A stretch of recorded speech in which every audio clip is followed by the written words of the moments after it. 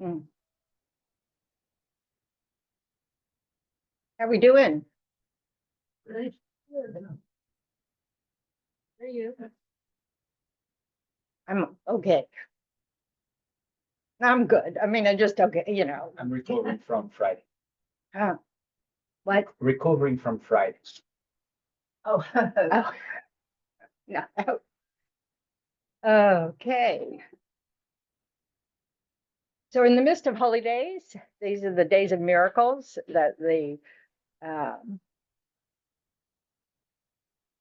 at the monasteries, Tibet, uh, they do something called Manlam, which is a prayer festival for the 15 days of miracles, which started Friday and go through March 14th. Is that what we decided? Mhm. So final day. So we're doing something that evening, I think.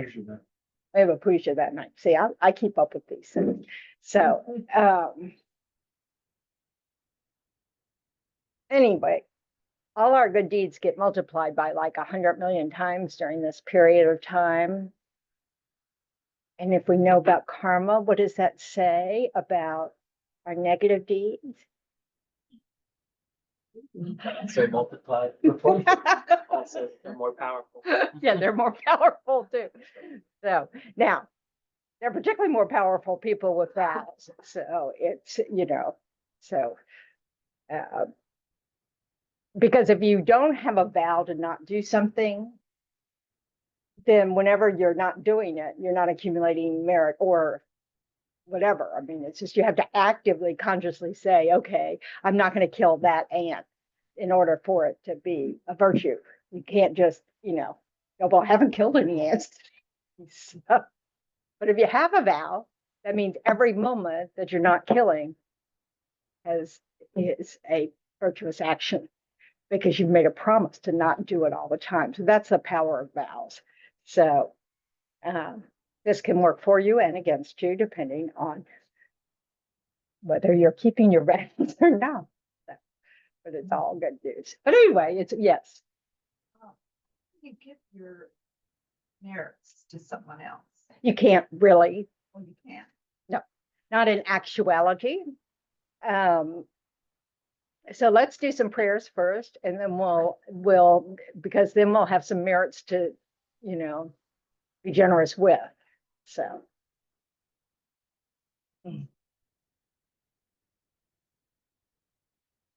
So take a moment to bring some people to mind that that's easy for you to care for. It's easy for you to wish for them to be free of suffering, for them to be happy. Those you're worried about, but some real people, not some generic everybody in the world. When it's not heartfelt, you kind of have to go from the specific and then go out, so that it's really from here. So it's just this sometimes like when I'm not, when I'm just when I'm about to ready to do my prayers and I'm just going blah, blah, I have to stop myself and I have to think about something terrible, like something I saw in the news or somebody who's going through tremendous pain, so that I can feel it, so that it's not just these words I say, but that I remember that people really suffer. All of us suffer, and it's something that's, through our spiritual practice, we're trying to help alleviate. So it's just not just for others, but for ourselves. And it makes a big difference in the power of the thoughts if we have made the effort to go beyond just words that sound nice to actually this real desire that we have to benefit others, to help others. So that makes a difference. So that's why I keep stressing to come up with real people to start with. That's easy for you to have these thoughts about, and then grow it, whether it's thinking about their friends and their families, and you just keep growing it out, or you may just be able to make an easy step from people to the rest of everybody. So it's just it's just your thing. So anyway, so take a moment like, remember why you showed up today, and take a moment to generate this intention to use this time well based on that reason.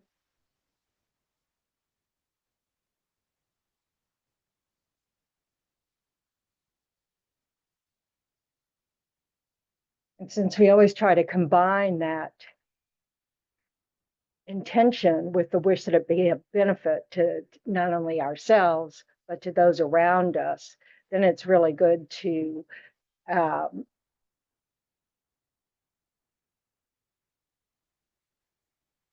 a thought, I was distracted. Sorry. I don't know what I was going to say. Anyway, um,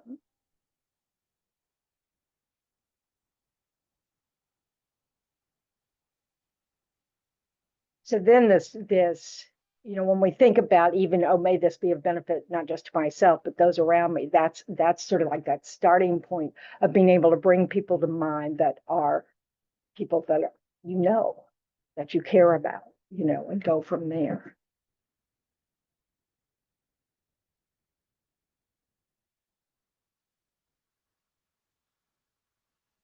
So we'll recite the four immeasurables. And so what you want to do is we say the first line, and you think about those people you know, and then you try to grow the circle.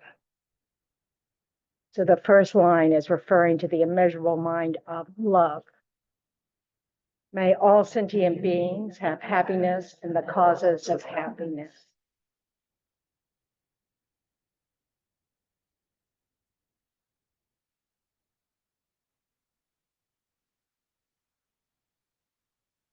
The second immeasurable mind is the immeasurable mind of compassion. May all sentient beings be free from suffering and the causes of suffering. The third immeasurable mind is the immeasurable mind of joy. And this is the joy, of just being joyous for anybody's happiness in any moment, which is a good antidote to jealousy, but also the wish for all beings to reach the state of irreversible joy, which is, liberation and Buddhahood. May all sentient beings be inseparable from the happiness that is free from suffering. And then finally, really the basis for all these practices is equanimity. It's developing our ability to go beyond what our relationship is with individual beings, whether we like them, don't like them, whether they help us or don't help us, whether we know them or don't know them, but really start developing this attitude of compassion and love and this wish for all beings to be free from suffering forever, that it transcends all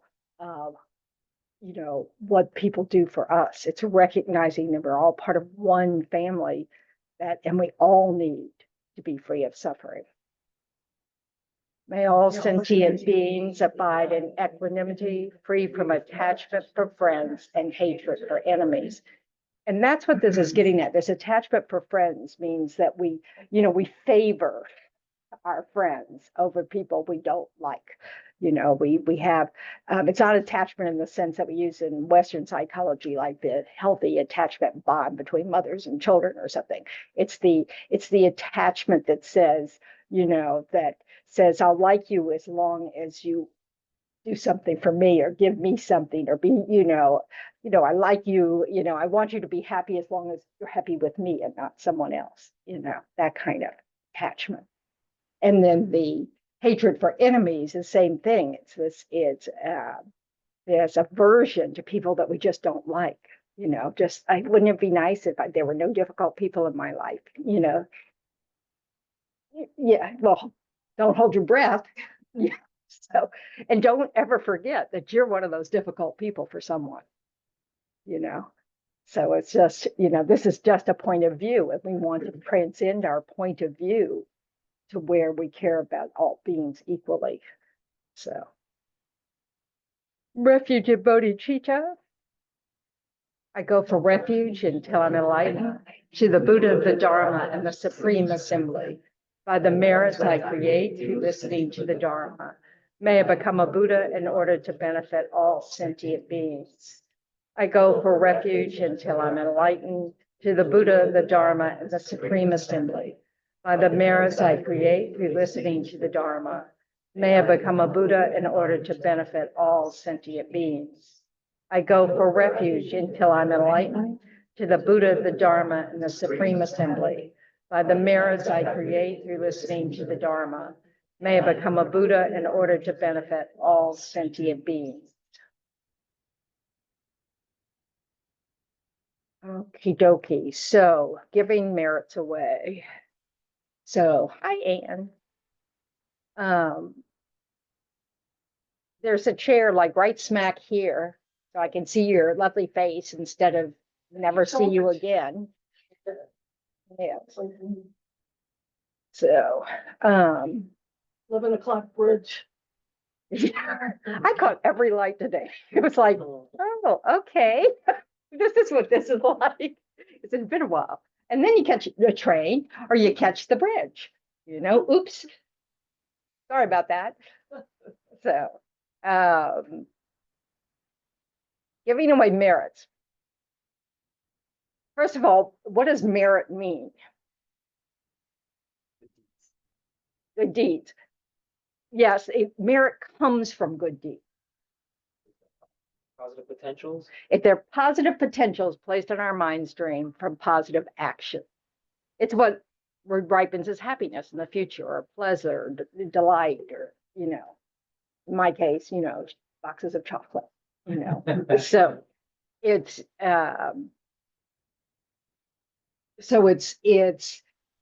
basically what we say in Buddhism is that if you want to know what your past lives were like, or what you were like in your past lives, then look at all the circumstances of your life in this life, because that's what's ripening for you in this life.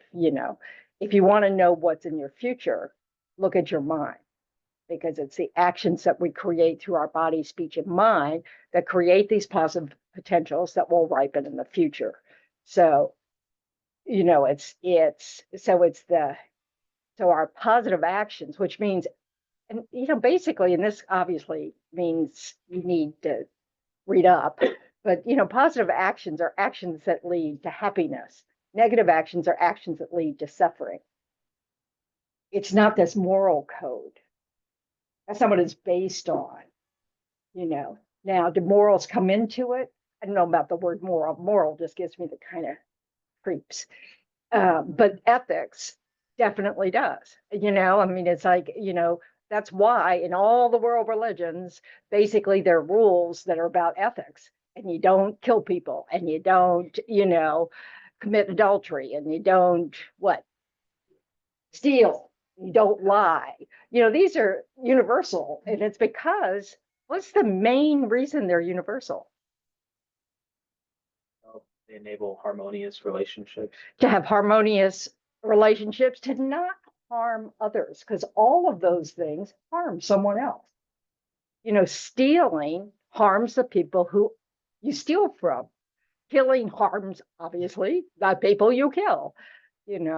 Adultery harms people you're in relationships with. This is the whole thing about it. You don't have to worry about a God up there judging you, or a Buddha. That's not what needs to. It's just simply that the action themselves are negative. They're going to lead to suffering. May not lead to immediate suffering for you, but it's going to harm someone. And generally, most of those actions harm you pretty quickly. It's like all those times where you think, oh, it seemed like a good idea at the time. Oops. So merits aren't about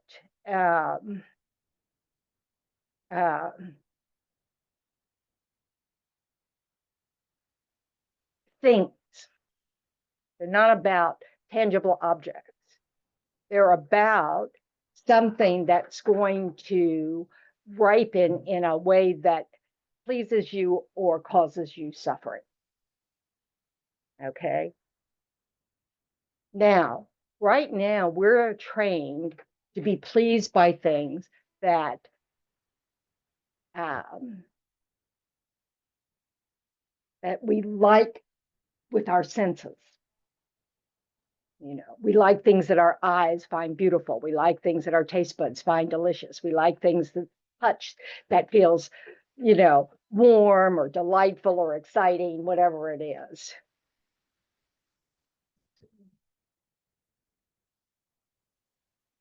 The other sister, John, sitting there. Oh, you have to be near each other. No, I gave her that seat. Yeah, I look didn't realize at it. that, you see? And sometimes we do things that are trying to help others, you know, and they miss, right? That was before birth. Yeah, hey, you know. So, but does that mean the action doesn't place positive imprints on our mind stream or merit, you know, positive potentials on our mind stream?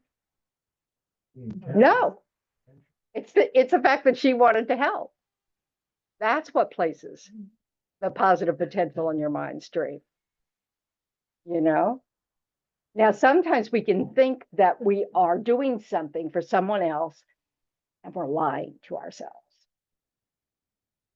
You know, we tell ourselves a story, you know, and we rationalize it in our mind. You know, we think, oh, I'm really doing it for your own good. Now, with children, we have, you know, if you're a parent, you have that responsibility, you know, so you really do have, but you know, most parents will have those moments where they realize, oh, this isn't about my children. This is just this. I wish they'd shut up. And here's a video game for them to play. You know, so, you know, I mean, we need to be honest. So in those moments when we think we're doing something for someone else, and we're really not, those don't place positive imprints on our mind stream. Because we're not placing a positive habit. What we're doing is reinforcing our negative habit of self-centeredness, where we're caring more about ourselves in that moment than someone else. And so we're a mixed bag. We can do this all day long, you know? So we do this practice at the end of any activity where we dedicate the merits. And those merits are positive potentials, you know? And this is to practice the mind of generosity, where we don't think that I'm doing all this for me. I'm doing this to benefit others. Now, can we actually give them away? What does karma say? Karma specific Karma specific. In what way is it specific? in that the actions that performed by the individual affect them. So like I can't experience your karma or what you. Right. We can only experience the results of causes we created. You know. So that's good and bad. Can you say that again, sir? We can only experience the results of causes that we, you know, of the causes we created. I said it better. There's a way, you know, here's a textbook version of this that I'm trying to pull out of my mouth. It's not working. It's a miss. So, but, you know, basically karma, first of all, karma is definite. Positive actions lead to positive results. Negative actions lead to negative results. Okay. You can't experience the effects that of a cause that you did not create. And does that happen in the mind? You have to have the intention. There are a lot of things that make up a complete action, and the mental motivation, which is component, it has 3 parts, is part of that intention and motivation and different things. I have to look it up because I can only remember 3 out of 4, 4 out of 5. I can never 2 out of 3. So, I mean, I can do better when I'm prepared for a class, but I get these questions out of the blue and I like them. And I wouldn't answer them if I didn't want to. Yeah. Well, you mentioned you could dedicate some. Yeah, we dedicate the merits. What does that mean? We are practicing generosity. And we can't give them away. Okay. However, if someone has the merit for you to dedicate something to them, in other words, if no one prays for you ever, that is because you didn't create the cause. So this is again that reminder of our interdependence. We're not isolated. We're all part of one big sentient activity, So our actions matter to others. Their actions matter to us. We experience the collective karma, don't we? Yeah. In a situation where you have somebody that you're in a relationship with, and not just a whatever type of friendship or whatever, but somebody's suffocating you, but you need the space, and when you're taking your own space, you're making that person suffer, right? Because they're distorted and have yeah. So I mean, how does that work with negative karma? You can, first of all, although we can harm others, we don't actually make them suffer. It's their own suffering. It's their own suffering. Okay. So this again gets to that interdependence of all this stuff. So have you ever, like insulted someone and it just goes over their, they just miss it. They're not insulted at all. Well, they didn't create the cause to feel that. So it's weird, isn't it? Wait a minute, just a minute. So this idea of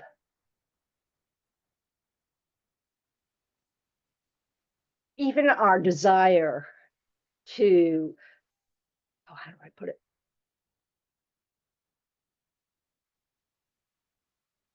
When we give someone some resources, say, we give them food or money or something, something tangible. So we're creating some generosity, positive potentials in our mind stream. Why is the other person experiencing your generosity? They created the cause for that. So when we see someone in need and it's an opportunity for us to be generous, and you see it's a mutual activity. Even though they may not know you at all. It may not have anything to do with that. But this is our interdependence. Everything is dependent on a whole bunch of other things. Yeah, John. It's like setting boundaries with loved ones. Yeah. What are your thoughts on that? I've always had trouble with it. Okay, so is it compassion to give a drug addict drugs? Does that help them or harm them? Okay, that's part of the answer there. Not harming does not making people feel like, oh, just give me whatever I want. That's not true happiness. What is that? What are you feeding with that? Craving mind. You're feeding an addiction of wanting, of getting what you want. When children are raised that way, what are they like as adults? Expectations at everything. I haven't heard a single word. I think I heard the word worse. Expectation. They have like the girl expectation. Their self-centered is strong, isn't it? Their sense of entitlement might be strong. What other words did I hear? Selfish. Well, I mean, mostly they've learned no tolerance for discomfort. Are they always going to get what they want? Is it possible to always get what you want? No. So this idea that helping others depends on whether they like it or not is not correct. That's where wisdom comes in. So, of course, we need boundaries with, with relationships. And we have to determine what our boundaries are, and we're gonna make mistakes at it. You'll set some boundaries and you realize, okay, maybe that's what I'm really doing is demanding too much out of them. I'm asking them to change their behavior, and I don't really have control over that. So we have to, it's hard. So you have to come up with, it's, a trial and error thing where you kind of go, oh, I need more space. And then you realize, okay, I didn't mean that much space, and vice versa, it's sort of like, but also they have boundaries. So it's not a one-sided conversation.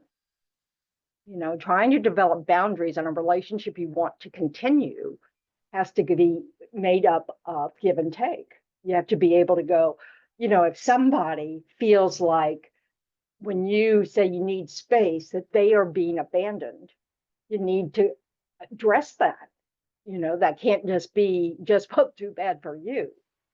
You're in a relationship. It's not just this is interdependent. We can't always give people what they want or need, and sometimes we just have to reflect that. Oh, I'm sorry, I can't give you that. I understand why you want that. I just can't, I'm not that person to be able to give you that.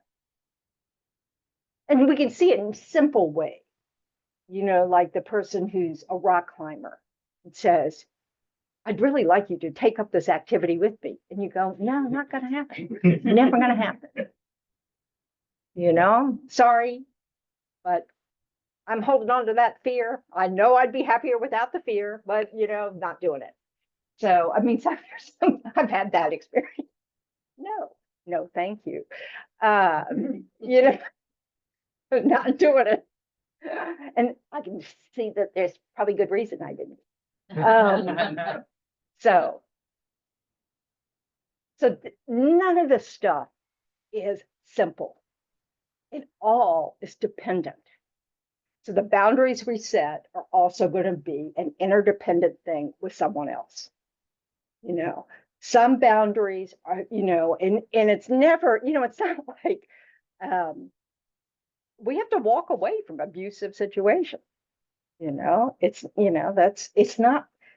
is not compassionate to the person who's abusing someone to stick around and let them abuse you. That's not compassion. Yeah. I know as the abuser that people need to leave you when you're in that kind of way. That's the only way change is going to happen. I was terribly verbally abusive in my relationships. And I was so grateful I finally got that. I finally got that. It took a long time for me to get that, but I got that. So it's not, and if I had never done that, if no one had ever finally said, that's abusive, I would have never changed. So yeah. Circling back to the karmatic. The karmic stuff.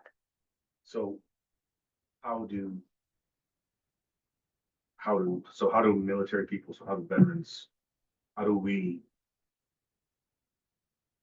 I guess, interpret, or how do we move forward from things that we were doing that we felt was appropriate to your job. Right. Yep. But now you have some perspective on things. Right. You're engaging outside of that. Yeah. It's hard, isn't it? I get that. As someone who has an ugly past, I get it. It's not easy to be able to say to yourself and mean it. Okay, this is who I was, and this is what I believed, and I did actions based on that. I would not do that again. I would not make that decision to, join that kind of organization if I had a choice, blah, blah, blah. I mean, the monks and nuns vows include a loophole that says if you have to go to war, if you're made to, because countries, they just go around and they take young kids and they make them go to war. that you're able to give back your vows for that, so and not, so it's not like breaking your vows, you just give them back because you don't have any choice in the matter. We live in samsara, so it's this ability to say, to first of all have genuine regret for any actions you felt were wrong, you know. And then you have that, you want to recognize the merit or the positive potentials when you have developed some wisdom, so that's important too. So it's like we have to recognize the mistakes we've made, own them, own the harm that they've done to ourselves and others, because we get harmed by our own negative actions, as well as the others that the negative actions were directed towards, And so being able to go, wow, and not, couldn't help it, not my fault, not, da, da, da. No, you may have to weep for, quite a long time to just, be able to accept that this is something that you did. Nobody else did it. You did it. I don't mean nobody else did it in the world. I just mean that, you have to own it, and then you may resolve to try not to do that in the future forever, for long, that you want to be guided by wisdom,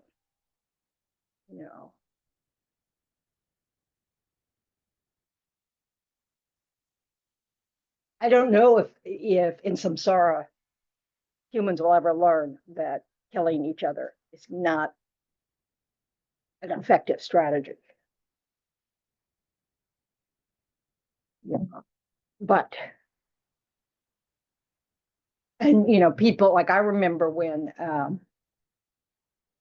was that age of the Vietnam draft, and I knew people who went to jail as a conscientious objector. I also remember how pissed off they were.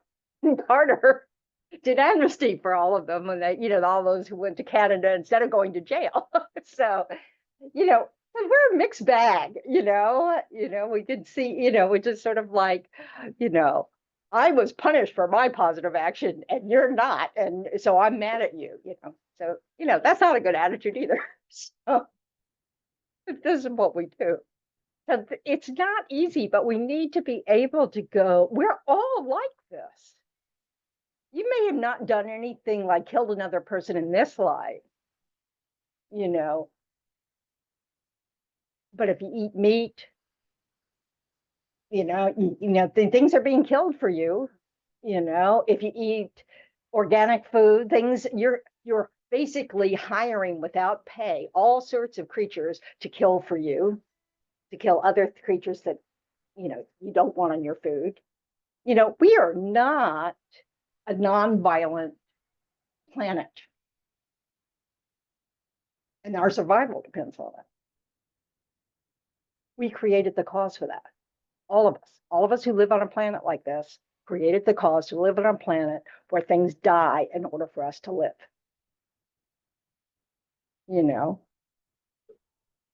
So judging others is missing the point. Doesn't mean we don't want to, doesn't mean we don't hold people responsible for their actions and help them, and keep them away from society if they're out of control, all that kind of stuff. But it means that thinking that I'd never do that is probably an error.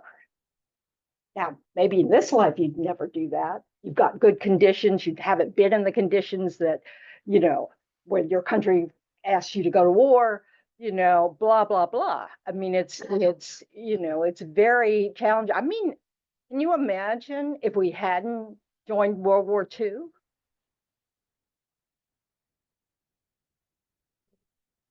It wouldn't exist. Well, I mean, once they finally figured out the bomb, we used it first. Yeah. I don't quite get it. What do you mean by that? Well, I Can you mean, imagine if what would have happened if we had not joined? the US had not joined the war. Okay, What happened when the killing was still happening? yeah, and then it stopped. Then the what do you call them? Axis. The concentration camps were opened. Then all the stuff that was happening in Asia, the Japan war took a long time for it to end. All these kind of things. I mean, I don't mean that just us joining or something ended everything. I just mean if no one had fought back, whose rule would we be under? What's the problem? That's all right. You don't have to agree with me. No, because then I see Hiroshima, then I see. Yeah, yeah.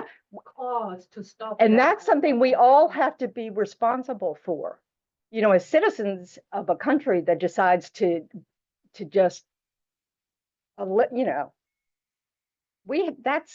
we were alive then and Americans then, that was part of our collective karma. Mhm. So my point is not about the people everybody who participated created lots of negative karma. The people who created the most were the leaders of all that, who made these decisions. Because they get you want to know about karma, they get the karma for every single person who died due to their action. Want a few eons in the hell realms? Become the leader of a country and go to war. So, but I remember one of my teachers saying, "Oh, you really want them to, this is that. Do you allow someone to abuse someone else to save yourself from negative karma?" It's tough. These are tough decisions. As I said, I don't know if we'll ever on this planet we'll ever get with the program and realize violence is no way to solve anything. This is where we have to really develop that mind of we, not us and them, you and me. Because the more we have the more we see cooperation as a solution, not taking what we want. It's just, but we haven't learned that. So we continued this process because we keep feeding the habit that says, well, sometimes you just take what you want.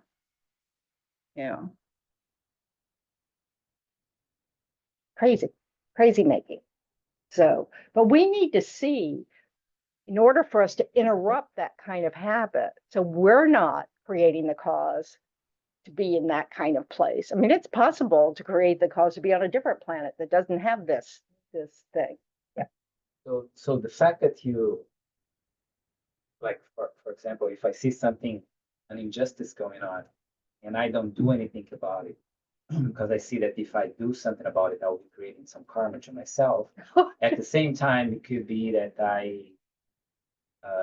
it's some like it would be like an egoistic action as well, because I'm not having compassion for the person that action is happening So you're to. just making it worse. Yeah. But yeah, I mean, this is the thing, right? If we keep working on our mind of compassion and we keep understanding that negative actions of others reflect their suffering mind, then, we can do things to intervene in things with compassion always. We've seen leaders do that. When I was working on the anti-racism website that I worked on, and there was the World Conference against racism, but in South Africa there was this conference. Apartheid. No, I'm just talking about something that would have. But anyway, I went to many meetings in preparation for that event in the U.S. And there were so many activists who participated in those things who clearly were not angry anymore. they were in it for the long haul, and they did it because they knew they were holding the right position, and but they did it because they want the world to be better.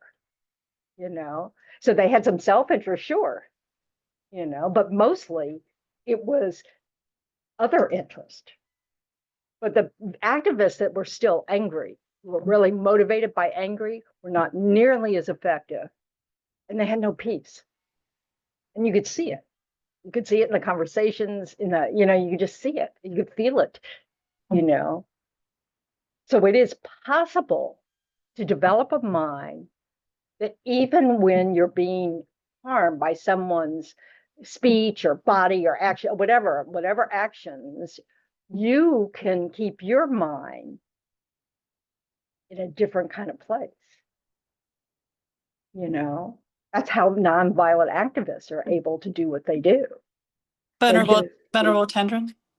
Yes, please. I have a question regarding Yes, what you're talking about. I mean, I have seen recently some pretty influential people inside the Buddhist community, teachers with large followings, that are posting things regarding world affairs or even the recent election here that really don't seem aligned with Buddhist teachings, and they seem to just be posting out of their own anger and delusions, if I may say so. So how does one as a student reconcile with that? That you've got teachers in the world that are samsaric beings. And I wouldn't listen to them. I'd stop listening to them. I mean, a couple of these people are wonderful teachers of the Dharma in many respects. You know what I mean? So that's why it's always so jarring when you see that happen. Yeah. Well, yeah. And that's the work we've got, isn't it? All of us have that kind of work. And sometimes we fail. It's like, with the stuff in Thailand, with the, am I getting Thailand mixed up with anybody else? No, I think it's Thailand. What's the issue? They were exiling Was it Burma? Myanmar. That was It was Myanmar. Facebook post. So there are all these Buddhist monks who were participating in this genocide, or not even, or just really hatred, and just wanting them to get out of the country, this exiling of people, So people would say, what do you think about that? I said, but they're not practicing. I mean, that's the simple answer, is they're confused. They're deluded. This is what we do.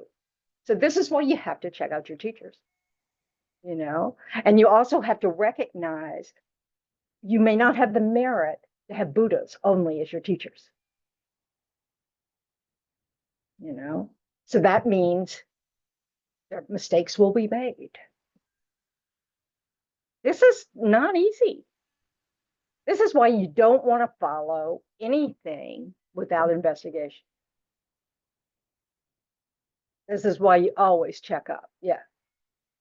Along the lines of what she's saying, how do you turn off the immediate anger when you see things that are obviously wrong and insulting? Just to address the elephant in the room, Trump yelling at Zelensky, and that immediately ignited anger in me, and I want to do something about it. Or should I just cut off the news and just try and be in my own little world so that I don't get affected? I mean, it's the biggest challenge right now for me. So it doesn't matter what your political view. I mean, before the election, you may have been on the other side of the fence and being, miserable by the news, and but since the election, I'm the one who's miserable by the news. So so like I had to start cutting back to where I just read headlines, and then there are days I can't read the headlines, but mostly, I joined ACLU, the Southern Poverty Law Center. You give the money to the lawyers who are fighting these things in court. Elections. Huh? Money to second term elections. Well, yeah, all that kind of stuff. But I mean, this is all personal, because it depends. Like, I sure don't know. First of all, I'd never volunteer to be president. I would never volunteer to be a member of Congress. You know, it's a huge responsibility, mostly of which we fail at. But hey. But the point is that mind of anger is exactly the mind we're trying to abandon. And it's part of the mind that we're angry at. Yep. Well, just speaking of mind of anger, what should you do, you think, in a case where you're like walking your dog around the neighborhood and you hear domestic abuse going on in one of the neighbor's house? Like, this happened to me a few years ago. Okay. So, this always comes down to what are you able to do? I didn't call the police or anything. I whipped out my phone and I donated $10 to like the first domestic charity I found on Google. Yeah. I mean, and I can't tell you what the right thing to do in those situations is, but you can learn what are better things to do than others, because there are all sorts of groups out there that will teach you how to help in domestic abuse, like if you have a relative that's being abused and blah, blah, blah, so that you don't escalate the problem, but sometimes we have to call the police. Sometimes you have to call the counselors, whatever. I mean, these are not easy problems and we can't fix them. We might be able to help a certain situation, but that's not going to fix it. Why? Why won't it fix it? Because it's part of human nature. No. Part of their nature. Part of self-centeredness. They created their own karma. They created their own karma. So all we can do is our best to try to guide people out of their negative actions. And sometimes that's by force, where you just remove someone out of a situation where they're harming someone else, but I can't do that. You need professionals for that, so you have to get help. Trying to practice the mind of compassion for all the people involved is really a good practice. Can't even imagine my life if people hadn't been compassionate towards me. We screw up in a big way. So, and maybe you haven't ever done that in your life, and I rejoice if you've never done that in your life. But if you want to be a change agent for people, hating them is not the method. You have to see them as valuable people to be saved. I look at that being angry at Trump is the same way as if I was angry at somebody I was having an argument with. Yeah. And the first thing is to become aware of what I'm feeling and then perhaps pause. Our famous pause. Step back, pause, and then realize they're suffering too. Yep. Yeah. So we can put those same steps to something big like that. Yeah, especially when it's on the news. Because you really can't do anything, right? You can't get in the TV and change the conversation. So, you just, but it is a perfect moment for practice because you can pause and you can sit there going, because it's okay to judge someone's actions. Judging people is another story. You can sit there and go, boy, he's wrong, but it's better to just say that idea's never going to work, whatever. I mean, it's just like we need to separate this out so that, because that helps us be compassionate for the people doing or saying or thinking things that we see as negative. And we may be absolutely right, if there is an absolute right, which there isn't, but anyway. In your case, Venerable Tendron, you change the channel on TV and on your mind also. Well, that's kind of what you have to do is that you want to change your mind. And sometimes if you can't do it, then it's good to turn it off, because you don't want to keep feeding that anger. That's not helpful for you, and it's not going to help anything. That's where it's easy. Then you start yelling at somebody else. Yeah. Honestly, again, I think that the harm was actually done to himself, because Zelensky can take care of himself and the world is behind him. So the harm was really showing himself as an idiot. It's true. Yes. Okay. But We don't know how to be compassionate to the person we don't like. yes. Yeah. And this is a skill we need to develop. It is one of our most important skills.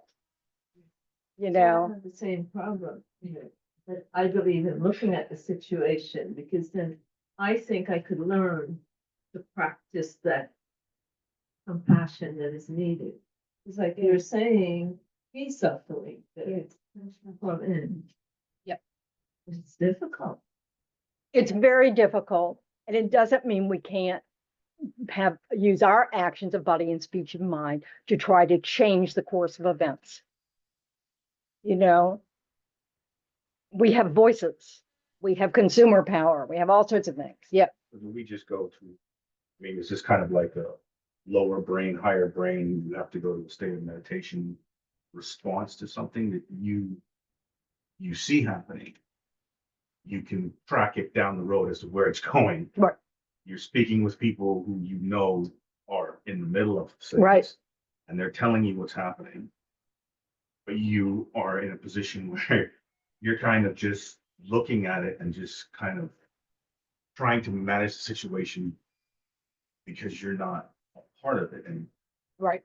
but you have a family to protect. Right. So do you just kind of go to a state of meditation at that point to just disconnect? Well, these are all things we have to put into place at different times, right? As we get better at it, where we can, oops, I don't like where my mind's going now, we can interrupt it and not act from that place. That's the biggest key. It's not acting from that place, our own mind state.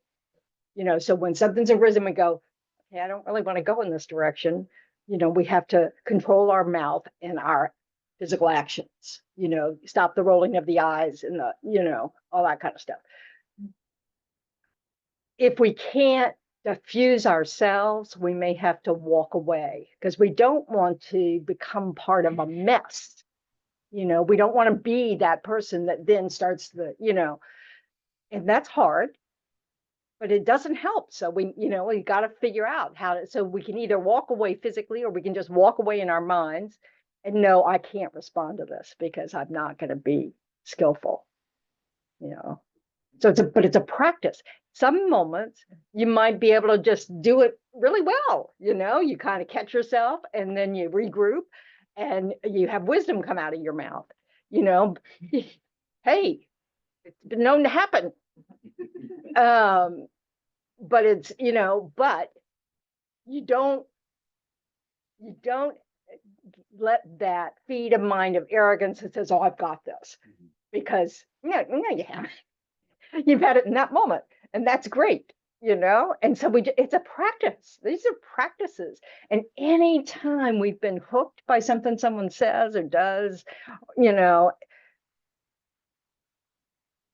we are out of control in that moment, and we need to respect that. And wisdom and anger do not coexist. They are different states of mind. So we really need to respect that we're out of control in that moment, not to be trusted. That's my, I'm not reliable right now. I need to, shut up. It's, and I'm terrible with politics because I get mad, it's just like, really? I mean, I think that's true, it's just like, but at the same time, it is really humbling to remember that Trump won more than half the vote. A lot of people were hurting and thought he had the answer. Now, I can be arrogant and say, well, they're all wrong, you know. I'm not in their heads. I don't know what they want. And that's one of the problems. That's how this happened, you know, is people like me weren't listening to half the country. So, you know, it's really, really important to understand that if you got to know all these people who voted in a different way than you did, you'd find lots of friends. You know, don't kid yourself. They are not that different from you. They have the same fears, the same needs, the same, all that stuff. They have families they're really worried about. They have jobs they're really worried about, all that stuff. So we really need to understand that, you know, all these leaders out there who get the microphones and all that kind of stuff, they're just a very small part of the picture. They have an awful lot of power. So they can harm us. There's no doubt about that. But it's just that we need to remember that it's, you know, we're part of this huge group of people, you know, so we're not only, you know, if you look at the planet, you know, it's a really big group of people. You look at just our country, it's also a really big group of people. You know, I mean, this is the thing. So this is not simple, you know, and people get hooked, whether they're Buddhist teachers or other religious teachers, you know, and you know, they say unskillful things or believe unskillful things, think unskillful things, you know. And what's wonderful is each of us can be developing our own wisdom and be able to go, no, don't agree with that. You know, understand where they're coming from, because I'm also a samsaric being, but don't agree with that, you know. So, you know, so it's just, and it is jarring, but this is part of our practice. You know, this is that thing of being able to recognize I can't just assume someone else is speaking the right thing. I have to investigate, you know, and you have to decide whether or not if this is someone you can continue to listen to, or, you know, or do it with a filter. Yep. You know, thinking about what Mary was saying, you know what helps me in compassion, okay? Yep. People sometimes that don't think the way I think, is that understand that there's a lot of news outlets that are responsible for brainwashing people that listen to what they're saying. I mean, it's all we have to look at is a single commercial to see how vulnerable we all are. But that helps me with compassion. Well, I know. Understanding that. Yeah. That's my point. Yeah, and it is. And that's a saying. And if we think that, well, it doesn't fool me, whatever our attitude is, we need to look at everything that you own. You want to think, did a commercial affect my choice of this? Yes, it does. Marketers are really good at what they do. And the people in those media outlets and all that stuff have exactly those people. That's who they use. They use marketers. The whole political campaigns are run by marketers. And they do all sorts of research and psychology on this. They've got our number, you know? Yeah. I think that was mentioned in How Delusions Arise, something about they had to end up marketing their Buddhist retreats. Right. And it's so contradictory. Yes, yes, yes. When people ask me, oh, can you write up something about what you'll be teaching? I'm going, no, I just can't even go there. You know, it's like, I'm sorry, you know, but somebody has to do it. I've heard of some, you know, there's been conversations about this and like trying to avoid like words marketing and advertising in the context of Buddhism. So like publicizing is something like a tentative alternative people have been testing. So I'm trying to do that as well, right? And because I think a lot of times when we say marketing, we don't mean it in the sense of like we're trying to manipulate, but I can get know, the intention of trying to be. Yeah. Manipulation. Yeah, that is what marketing is. But I think there's a difference between saying I want Yes. to manipulate people versus I would like to bring them to the center to sustain, you know, because I think I get what you're saying, but there's a huge difference between saying like, I want to like manipulate them in the sense of I want their data, I want to utilize this and like Yeah, make them where it's a addicted to the business. product and make a revenue off of it. You know, our centers are nonprofit organizations. So it's a, I'm not. Yeah, it's like His Holiness's teachings, you know, the people who organize those are not allowed to make a profit, you know. It's extremely expensive to host His Holiness because of the security detail. I mean, it's thousands and thousands and thousands of dollars. But the thing is, this is why I'm always after, because we do have to ask for money at a Buddha Center. You know, we don't have any support outside of the people who come. This is our support, you know, you know. And if it wasn't for this marketing tool, you wouldn't be able to bring more people to the teaching. But our motivation always has to become from a place of, this has brought me really, you know, some benefit and meaning. I want to share it. Because, you know, that's the only reason to come into a spiritual place, you know. And so we really want, you know, this is why I'm always asking our board, nag, you know, please get people to share why they give to the center. Make it personal. Why do you give to the center? We need people to give to the center, you know, and we need people who have big resources to give big to centers, you know. It's just like, and this is because, they, you know, teachers need to eat. They need to have an income. You need a place to host the teachings, all this stuff. It's all expensive. So it's this recognition that it's amazing. You just watch the heads. I know, they just go.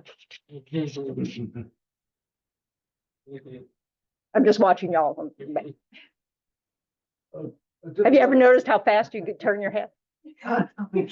Yeah, it's just wham, da, da, da, da. And Randy's over there laughing, you know, watching all the heads go. I do too. I had one of them. This is when people walk out of the room, guys at home. Venerable, can I just say something? I want to say something. Please. Give the Trump a chance. I didn't watch the whole thing. I'm gonna watch it tonight, but give him a chance, because I really, really, really hope that something that maybe not look so good, maybe can turn up good. Right. Yeah. That's the other state of mind to try to develop. Thank you, Donna. Because this is what's going on. And we really, you know, nobody wants the war to continue with Ukraine, you know. It's, you know, we really want Europe to feel safe. You know, this is, you know, it's, and one thing we can pretty much, I think, be pretty certain about is Trump's a wheeler dealer. He doesn't really care about anything other than the deal. So, you know, who knows what will come out.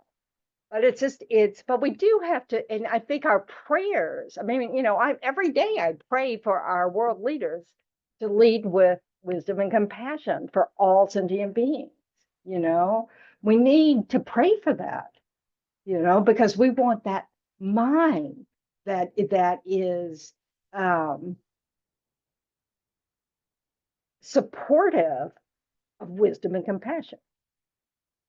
You know, that thinks that's a method. Sometimes I think for me, I sometimes focus too much on the negative, and then I worry that that's going to counter my prayer somehow. I don't know if there's any like manifestation that actually occurs in me, like concentrating on the negative, even though I pray for the positive.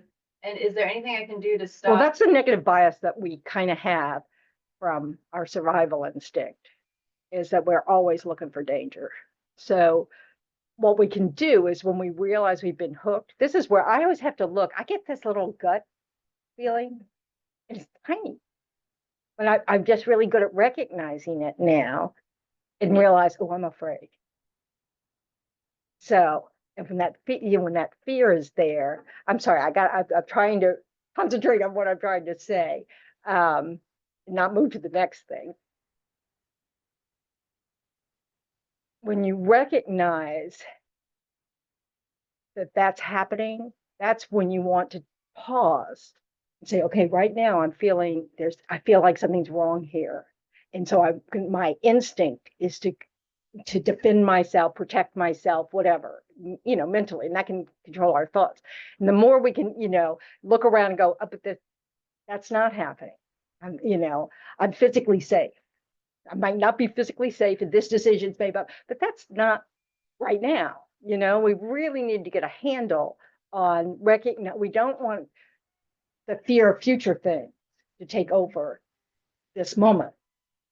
We'll deal with that if that arises, so it's just, but you want to be more and more aware when there's something probably in your body first that's telling you that you're feeling unsafe, and if you pause there, then you can get out of the habit of just looking at the negative. Because one of the antidotes to that feeling is to look at the positive, to just kind of go, okay, I'm safe right at this moment. Who am I kidding?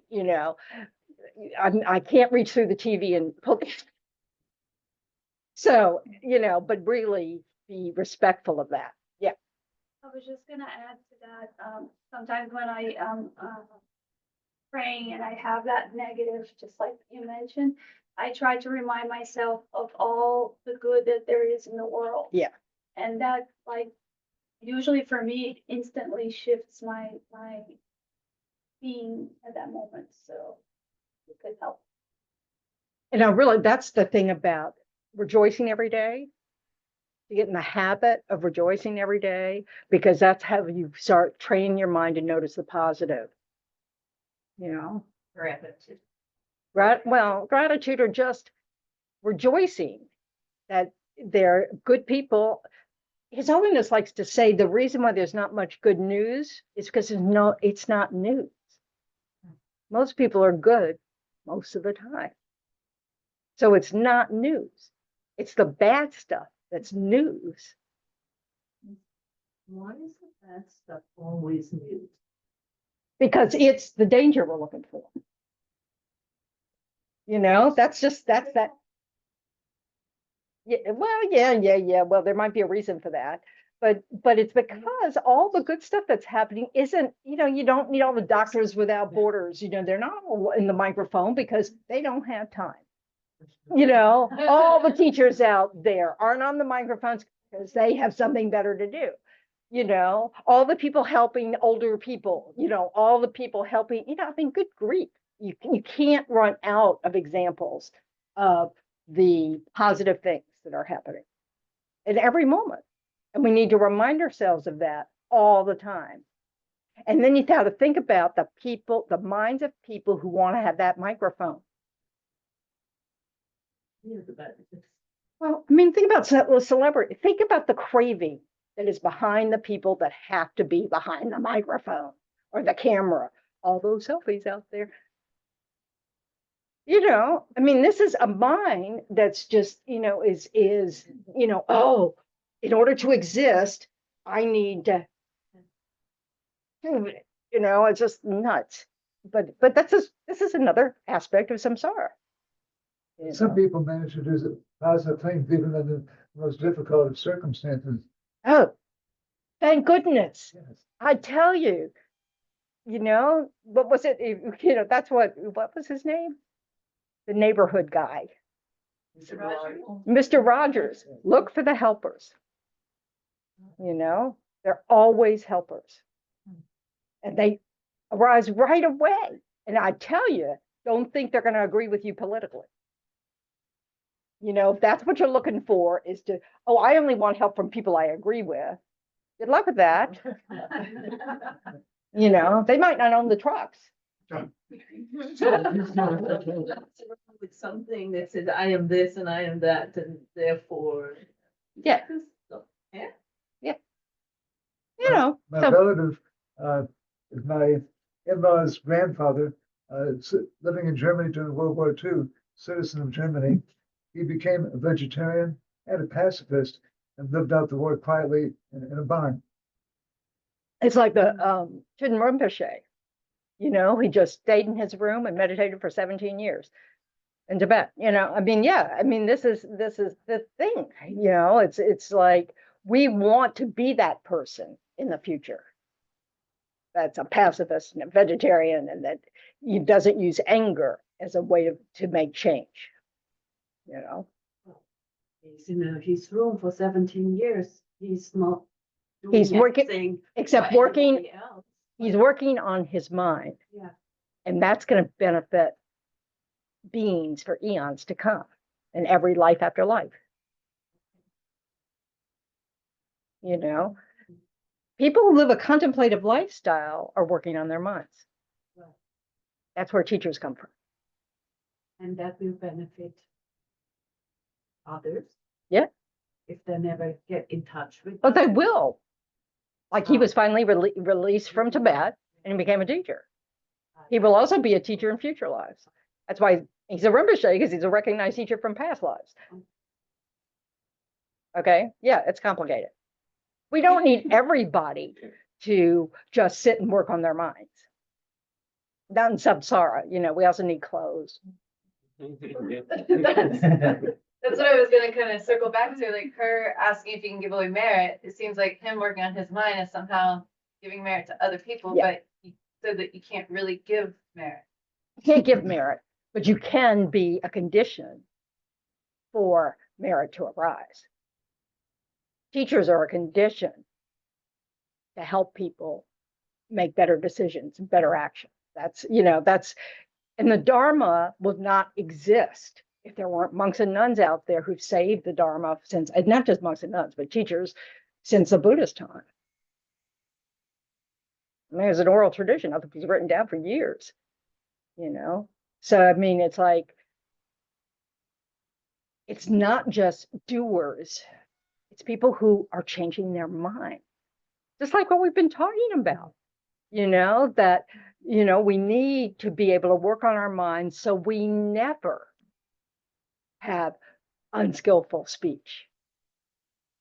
You know, yeah, I know it might take a few lifetimes, you know, I know it's almost hilarious to think about. It's just, yeah, but we know people like that.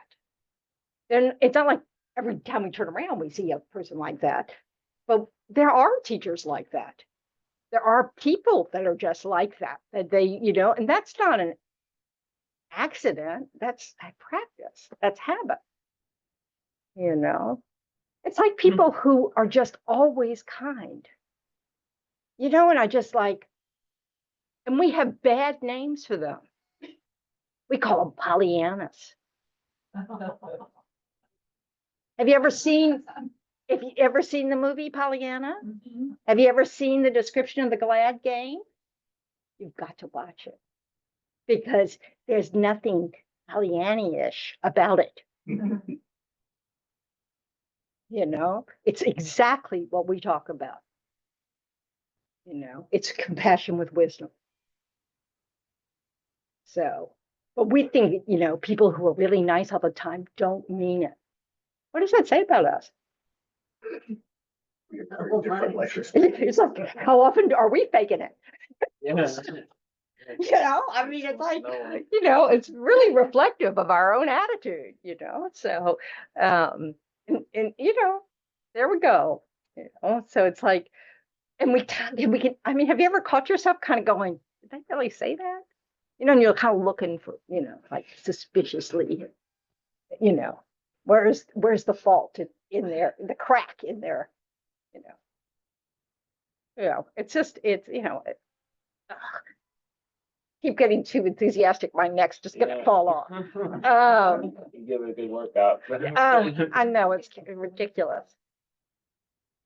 Okay, so, all right, this is not easy work.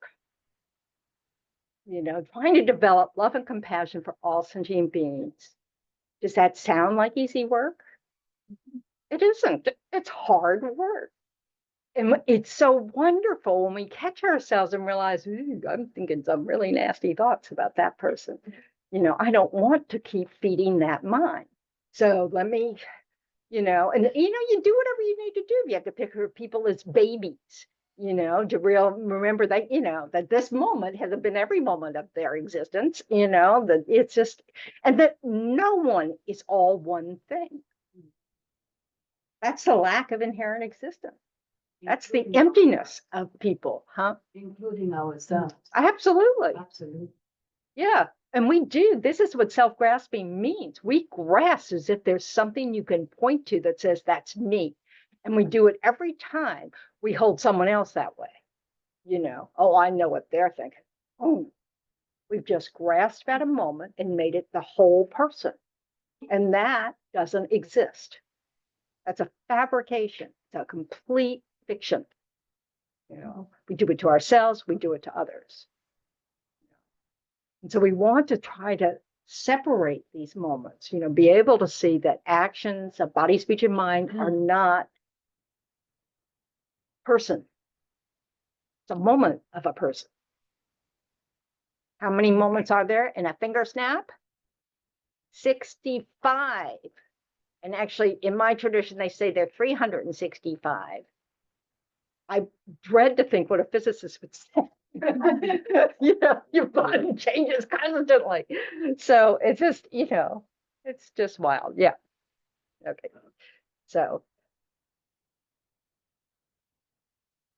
the good news is we all have Buddha potential. All of us. Everything that has a mind has Buddha potential because it can change. None of us are stuck. We just have habits, strong habits.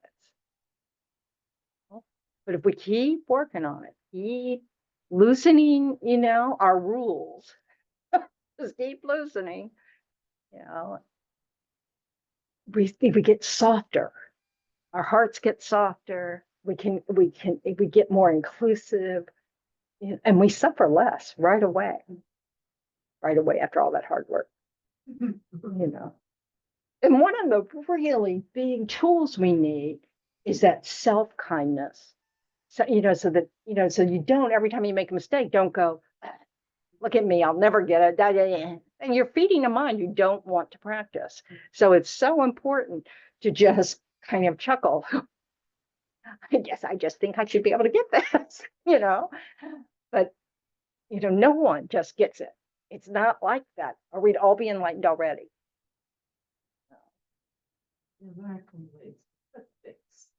Yeah, this is why we're born in the desire realm. We want it now, just the way we like it. I want what I want, just what I want, exactly when I want. The king baby of addicts.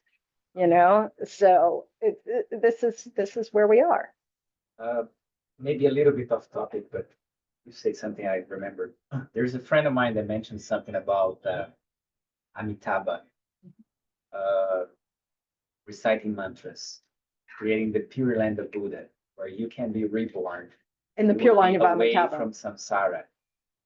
How does that play? Because we still have to purify through samsara. How can you just jump through that? Is that like you can't just jump? You need lots and lots of merit. You need lots of positive potential to be born in pure land. You also need you need a karmic connection. So part of that, reciting the mantras and praying to be reborn in Abhidhamma's pure land, which is a wonderful prayer, you're creating a karmic connection with that Buddha. I mean, it's not that's just a convenient way of speaking, but so that you create the cause to be born there. But you need a lot of positive potential to be born there, but that's one of the few places you could be born as a samsaric being in a pure land. And what helps is that everything then that you receive is Dharma. So it's a good way to learn the Dharma.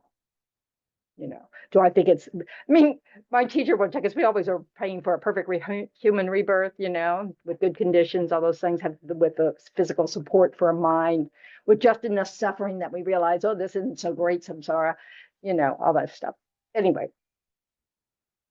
but I remember a student one time asked my teacher, said, okay, I hear all this about precious human rebirth, precious human rebirth. How about a pure land? He goes, oh yeah, you know, you pray for a pure land.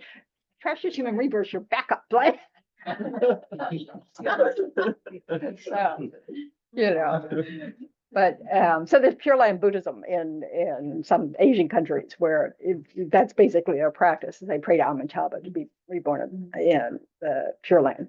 So don't ask me if it's effective. I don't know. And I suspect if I'd been to Amitabha Pure Land, I might know. Not yet. So, but again, it's about merit.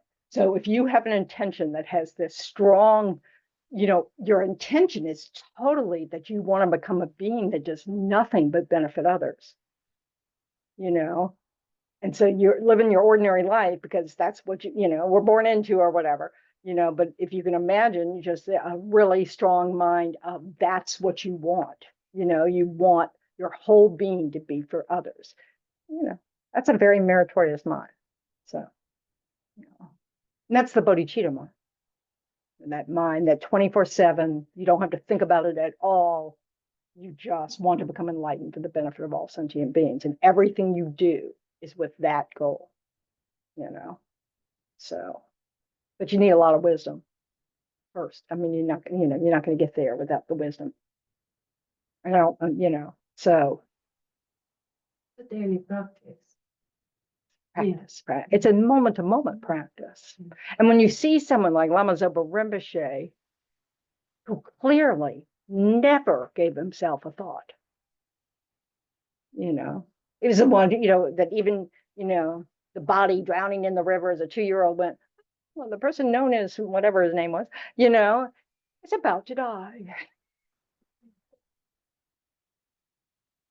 Yeah, I don't get it. So, but I mean, being in the presence of someone like that, that you just, it's palpable. Is that the right word? You know, it's like you just, you know, it's amazing. Well, coming here, in the beginning of the meeting, you ask, what's the purpose of you coming here?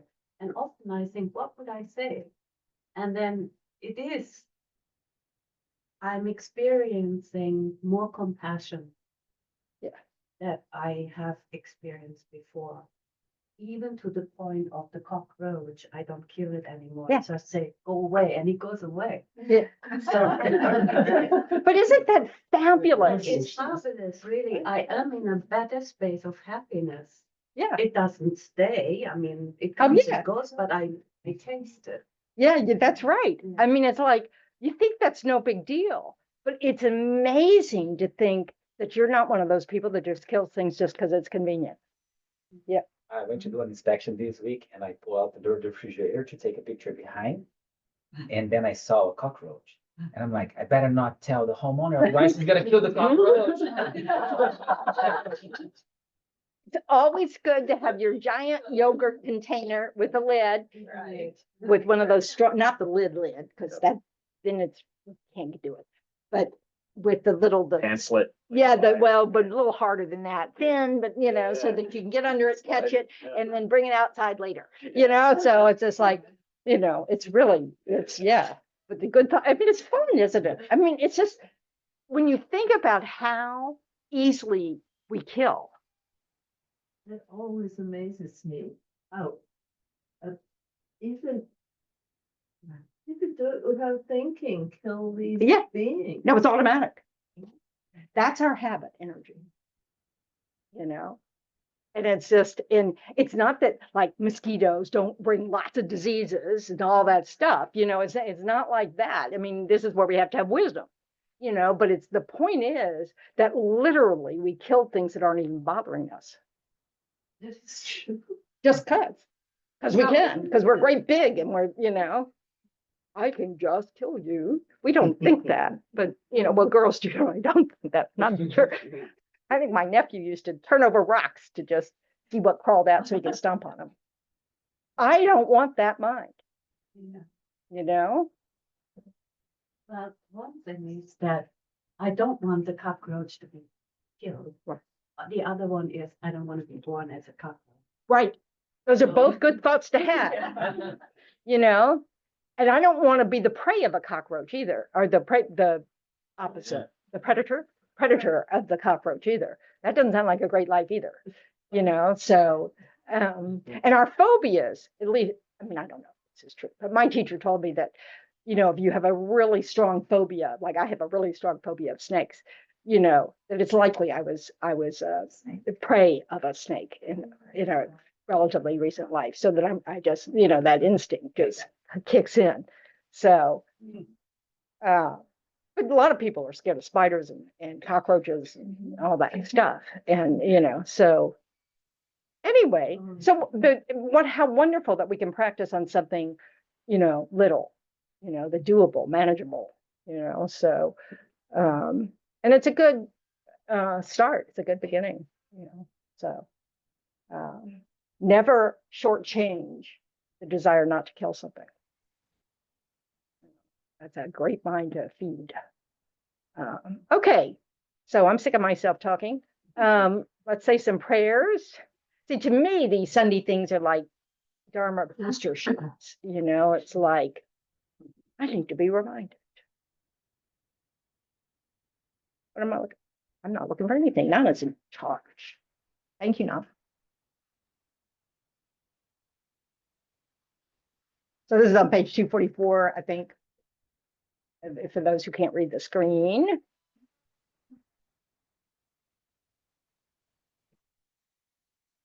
This is where we're practicing generosity, and we're also practicing the mind that wants to have universal care about all sentient beings, as you notice in the words of this. So this is, oh, it's 246, sorry. His Holiness, it's Long Life Prayer, it's 244. I get confused. So again, remember those people at the beginning that it's easy for you to care about, you know, bring real people to mind so that as you say this, you're sending out your positive energy to living beings. May all beings everywhere, plagued by sufferings of body and mind, obtain an ocean of happiness and joy by virtue of my merits. May no living creature suffer, commit evil, or ever fall ill. May no one be afraid or belittled with a mind weighed down by depression. May the blind see forms and the deaf hear sounds. May those whose bodies are worn with toil be restored on finding repose.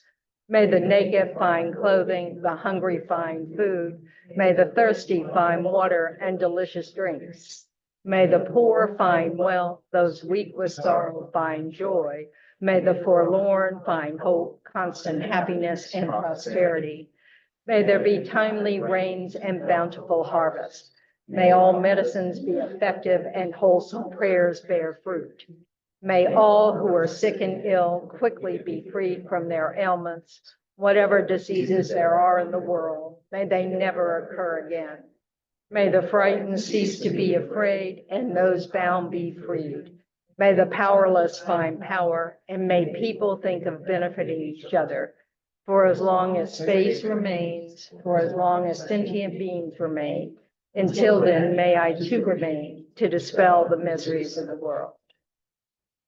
And then the Long Life Prayer for His Holiness on 244.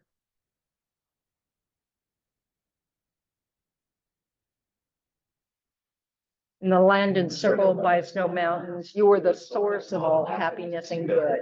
All powerful Shinrezi, Tenzin Gyatso, please remain until samsara ends. And then the Swift Return for Lama Zopa Rinpoche, it's on page 234, hopefully. Or maybe not.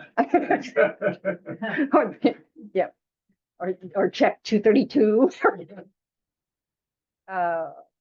All right. I have to increase my screen width. There we go.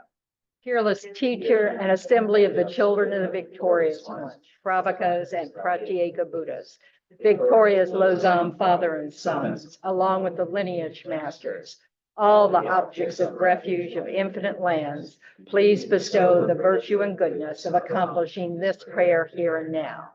Holding and spreading these precious and complete teachings through explanation and practice, you wore the armor of patience that's never discouraged. Incomparable Venerable Guru, to you I make requests. While striving single-pointedly for the sake of the victorious one's teachings, the sole gateway through which all benefit and happiness emerge, and for mother living beings, you suddenly departed to peace. What a great loss. Nevertheless, through the undeceiving truth of the blessings of the ocean of the three jewels and the great waves of bodhicitta of the children of the victorious ones, may the smile of a reincarnation swiftly beam and glory for fortunate disciples. So thank you very much. Thanks for the rousing discussions. And if you voted, if you don't share the same political opinions as me, I still care about you. And because there are people who come here that vote for Trump, and that's okay. So just wanted to be known that, I get on my soapbox and it's not very wise. So, well, it's true. It's true. So it's just my opinion. So, hey, what that's worth. But And Trump has the potential to be a Buddha. he's got Buddha potential, no question about it. Elon Musk has Buddha potential. All those people, everybody in Congress has Buddha potential. Yes, right. We all have. We all, those mosquitoes have Buddha potential. Just probably not in that lifetime because they don't have a very good support for their mind. So, but